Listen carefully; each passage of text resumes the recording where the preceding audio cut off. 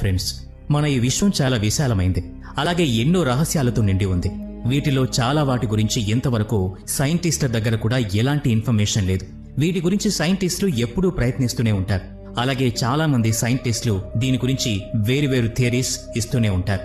ఈ థియరీస్ అన్నీ కూడా కరెక్టేనా, లేదా వీటిలో ఏమైనా ఫాల్ట్ ఉందా అనే విషయం గురించి తర్వాత మాట్లాడదాం. అట్లీస్ట్ ఆ థియరీస్ యొక్క హెల్ప్ తో ఈ యూనివర్స్ లో ఉన్న రహస్యాల గురించి తెలుసుకోవడానికైతే సైంటిస్టులు ట్రై చేస్తున్నారు. సో ఫ్రెండ్స్, ఈ వీడియోలో మేము ఈ యూనివర్స్ గురించి థియరీస్ అలాగే కాన్సెప్ట్స్ గురించి డిస్కస్ చేయబోతున్నాం.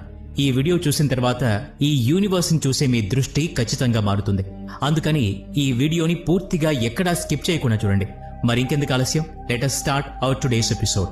అన్నిటికంటే ముందు థియరీ ఆఫ్ బయాలజికల్ సిటీ గురించి మాట్లాడుకుందాం. ఈ థియరీలో యూనివర్స్ కి సంబంధించిన 2 ప్రశ్నలు దాగి ఉన్నాయి. మొదటి ప్రశ్న ఏంటి అంటే, మనుషులు ఈ భూమి మీదకి ఎలా వచ్చారు? మరియు రెండవది, ఈ పూర్తి యూనివర్స్ లో మనం ఒంటరిగా ఉన్నామా?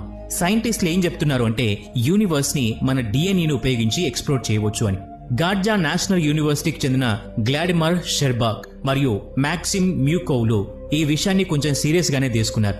మన మనుషులు ఏమని అనుకుంటారు అంటే, ఏలియన్స్ మనల్ని కాంటాక్ట్ అవ్వడానికి రేడియో ట్రాన్స్మిషన్ లేదా సిగ్నల్స్ ని ఉపయోగిస్తారు అని అనుకుంటారు. ఈ సిగ్నల్స్ మన డిఎన్ఏలో కూడా ఉండవచ్చు. డిఎన్ఏ అనేది ఈ యూనివర్స్ లోనే అన్నిటికంటే కాంప్లెక్స్ మరియు ఇంట్రెస్టింగ్ స్ట్రక్చర్స్ లో ఒకటి. మనం ఏదైనా ఏలియన్స్ కి సిగ్నల్స్ పంపించాలి అనుకుంటే డిఎన్ఏ ద్వారా కోడ్ చేసి పంపిస్తే ఏలియన్స్ ఎక్కువగా ప్రిఫర్ చేస్తాయి. ఈ థియరీ గురించి ఆ ఇద్దరు సైంటిస్టులు సింపుల్ గా ఏం చెప్తున్నారంటే, మన యొక్క జీన్స్ లో కూడా చాలా విషయాలు దాగి ఉన్నాయని. వీటిని డార్విన్ యొక్క ఎవల్యూషన్ థియరీతో ఎక్స్ప్లెయిన్ చేయలేం. మరి వీటిని ఏలియన్ సివిలైజేషన్ యొక్క సిగ్నేచర్స్ గా చెప్పలేమా? అంటే ఇవి ఏదైనా ఏలియన్ సివిలైజేషన్ యొక్క గుర్తులా?